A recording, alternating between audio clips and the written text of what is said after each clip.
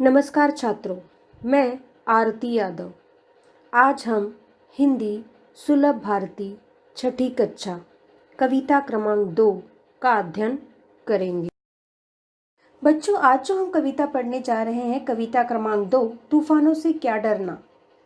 इस कविता के कवित्री शिखा शर्मा जी हैं, जिनका जन्म 19 नवंबर 1958 को हुआ है। बच्चों, इन्होंने लेखन कार्य में महत्वपूर्ण योगदान दिया है और प्रस्तुत कविता के माध्यम से कवयित्री ने जीवन की ओर सकारात्मक सोच से देखने की कोशिश करना चाहिए। यानी हमारी जो सोच होती है वो सकारात्मक दृष्टि से होनी चाहिए और इसी सोच को ध्यान में रखकर उन्होंने इस कविता की रचना की है। चलो बच्चों, अब हम कविता का वाचन करेंगे और साथ ही साथ इस कविता का अर्थ भी देखेंगे। तो हमारा पहला पद जो है वो इस प्रकार है। नफरत करना नहीं किसी से, प्यार सभी से करना जी। तूफान तो आते रहते हैं, इनसे भी क्या डरना जी। नफरत करना नहीं किसी से, प्यार सभी से करना जी।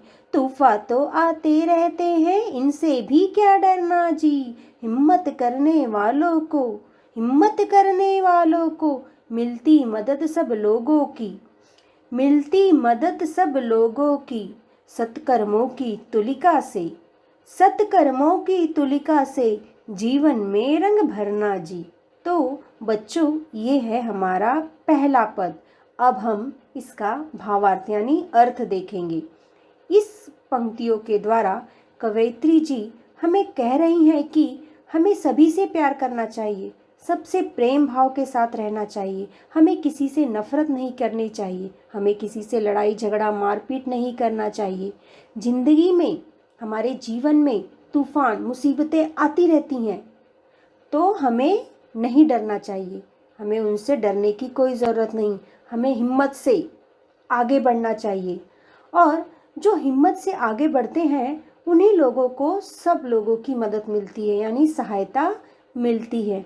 और अपने जीवन में सत्कर्मों की तुलिका से रंग भरना चाहिए, यानी हमारा जो बेस होता है, हमारा जो लक्ष्य होता है, अच्छे कर्म, यानी हमें बेईमानी नहीं करनी चाहिए, धोखाधड़ी नहीं करना चाहिए, किसी लोगों को फंसाना नहीं चाहिए। हमें अपने अच्छे कर्मों के द्वारा अपने जीवन को खुशहाल बनाना चाहिए। इन पंक्तियों के द्वारा कवयित्री हमें यही मार्गदर्शन करती हैं।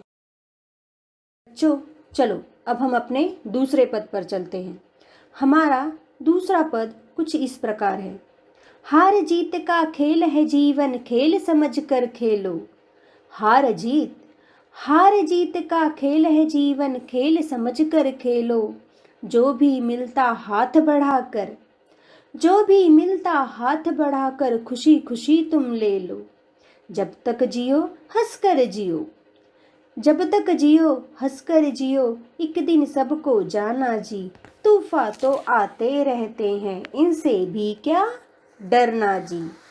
तो बच्चों, इन पंक्तियों के द्वारा कवयित्री हमें ये कहना चाहती हैं कि ये जो जीवन है वो हार जीत का खेल है, अर्थात कभी हमारी जीत होती है तो कभी हम हार जाते हैं। तो इससे हमें कैसे खेलना चाहिए? खेल समझकर, जैसे खेल में कभी हारते हैं और कभी जीतते हैं, तो उसी तरह हमें जीवन को भी हार जीत का खेल समझकर खेलना चाहिए। जीवन में जो भी मिलता है, यानी हमारी जिंदगी में जो भी मिलता है उसे हाथ बढ़ाकर स्वीकार कर लेना चाहिए, उसे मान लेना चाहिए, उससे मुकरना नहीं चाहिए। जब तक भी जीना है खुशी खुशी हंसते हंसते जीना चाहिए, क्रोध होकर नहीं, नाराज होकर नहीं जीना चाहिए, खुशी खुशी ही जीना चाहिए। एक दिन तो ऐसा जरूर आएगा जिस दिन हमको इस दुनिया को छोड़कर जाना है, यानी एक दिन जो है सबको इस दुनिया को छोड़कर जाना है, यानी सबको मृत्यु आनी है और सबको इस जीवन को छोड़कर जाना है। तो इसलिए क्या करना चाहिए? हमें हंसी खुशी मिलजुल कर एक दूसरे के साथ रहना चाहिए और खुशी खुशी जीवन व्यतीत करना चाहिए। तो इन पंक्तियों के द्वारा कवयित्री हमें जीवन में आगे बढ़ने के लिए कह रही हैं, अच्छी सोच के साथ, अच्छे कर्मों के साथ, अच्छे सोच विचार के साथ। हमें किसी के साथ से लड़ाई झगड़ा नहीं करना चाहिए, मारपीट नहीं करनी चाहिए, मिलजुल कर आगे बढ़ना चाहिए और खुशी खुशी अपना जीवन व्यतीत करना चाहिए। चलो बच्चों, अब हम अपने तीसरे पद पर चलते हैं। हमारा तीसरा पद कुछ इस तरह है। धूप छाव जीवन का हिस्सा, धूप छाव जीवन का हिस्सा, कभी उजाला कभी अंधेरा, कभी उजाला कभी अंधेरा, रात हो चाहे जितनी लंबी, रात हो चाहे जितनी लंबी, उसका भी है अंत सवेरा, उसका भी है अंत सवेरा, समय एक सा कभी न रहता, समय एक सा कभी न रहता, थोड़ा धीरज धरना जी, थोड़ा धीरज धरना जी, तूफान तो आते रहते हैं, इनसे भी क्या डरना जी, हाँ इनसे भी क्या डरना जी।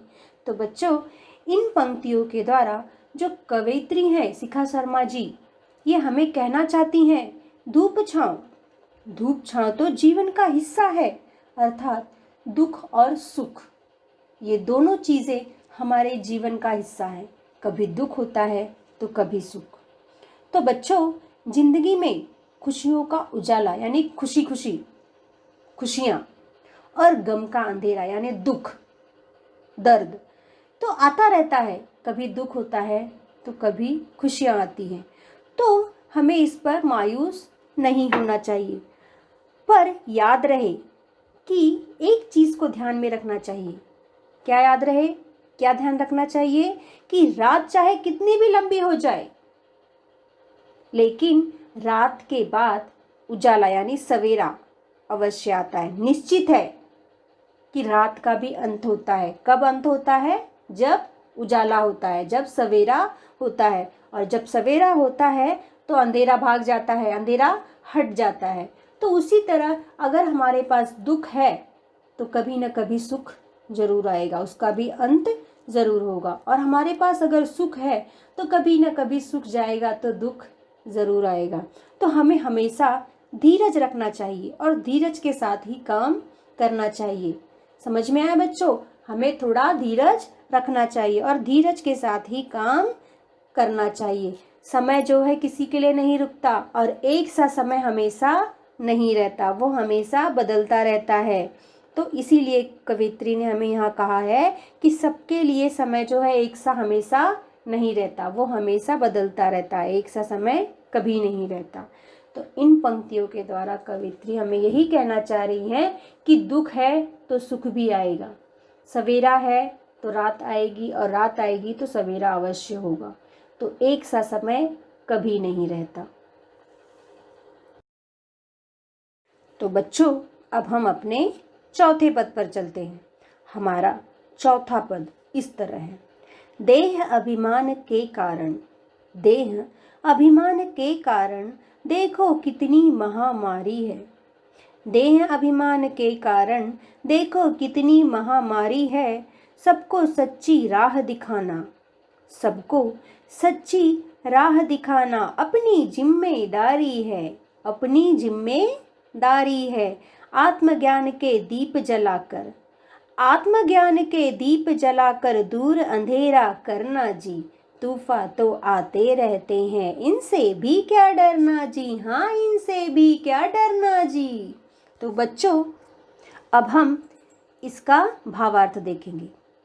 इसका भावार्थ कवयित्री ने हमें इस प्रकार दिया, यानी अर्थ जो है वो इस तरह है कि शरीर के बल और सौंदर्य का घमंड हमें नहीं करना चाहिए, और शरीर के बल और सौंदर्य के कारण ही, सौंदर्य का जो घमंड होता है उसके कारण ही भीषण युद्ध होते हैं। यानी जो युद्ध होते हैं, जो मारपीट होती है, जो झगड़ा होता है, वो मैं सबसे ज़्यादा बलवान हूँ, मैं सबसे ज़्यादा पहलवान हूँ, मुझसे बड़ा कोई नहीं, मैं सबसे ज़्यादा खूबसूरत हूँ, मेरे जैसा खूबसूरत इस दुनिया में कोई नहीं। तो इसी घमंड के कारण जो है युद्ध होते हैं, लड़ाई झगड़े हो जाते हैं। तो हमें इनसे बचना चाहिए। तो ये और इन्हीं सब के कारण जो है बीमारियां फैलती हैं। बीमारियां फैलने का अर्थ हुआ कि संकुचित सोच की वजह से हम एक दूसरे से लड़ते झगड़ते रहते हैं। और ये हमारी जिम्मेदारी होती है कि सबको सही राह दिखाना है, सबकी जो सोच है उसमें परिवर्तन लाना है, अपनी सोच में हमें परिवर्तन लाना है, हमें आगे बढ़ना है। तो हमें आगे बढ़ने के लिए हमें अपनी सोच को बदलना होगा, हमें सही राह पर आगे बढ़ना होगा। आत्मज्ञान, आत्मज्ञान का दीप जलाकर हमें अपने मन का अंधेरा दूर करना होगा, यानी हमें अपने आत्मा की गहराई तक जाकर सोचना होगा कि हम क्या हैं। तो हमें वो आत्मज्ञान का उजाला जो है चारों तरफ फैलाना है और अंधेरे को दूर करना है।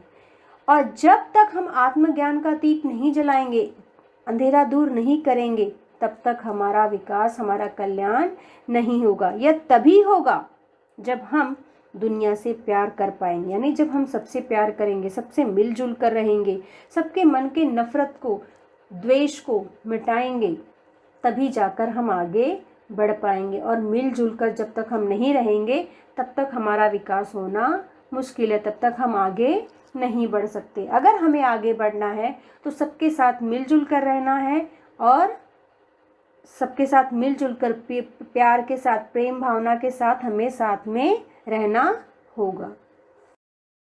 बच्चों, अब हम अपने स्वाध्याय पर चलते हैं। प्रश्न क्रमांक 1, रिक्त स्थानों की पूर्ति कीजिए। नंबर 1, सत्कर्मों की डैश से जीवन में रंग भरना जी। क्या आएगा? तुलिका। तो हमारा वाक्य कैसे बनेगा? सत्कर्मों की तुलिका से जीवन में रंग भरना जी। उसी तरह नंबर 2, देह अभिमान के कारण देखो कितनी डैश है। तो क्या उत्तर आएगा? देह अभिमान के कारण देखो कितनी महामारी है। तो ये हमारा उत्तर भी साथ में मैंने आपको दिया है। अब हम आगे चलते हैं। नंबर 3, जो भी मिलता हाथ डैश खुशी खुशी तुम ले लो। तो उत्तर कैसे होगा? जो भी मिलता हाथ बढ़ाकर खुशी खुशी तुम ले लो। उसी तरह नंबर 4, रात हो चाहे जितनी लंबी, रात हो चाहे जितनी लंबी उसका भी है अंत डैश। तो उत्तर क्या आएगा? सवेरा। तो वाक्य क्या बनेगा? रात हो चाहे जितनी लंबी उसका भी है अंत सवेरा। इस तरह हम उत्तर लिख सकते हैं। अब हम चलते हैं प्रश्न क्रमांक 2। प्रश्नों के उत्तर एक वाक्य में लिखिए। नंबर 1, कवयित्री ने सबके साथ कैसा व्यवहार करने के लिए कहा है। कैसा व्यवहार करने के लिए कहा है? ध्यान दें, जरा हम उत्तर देखेंगे।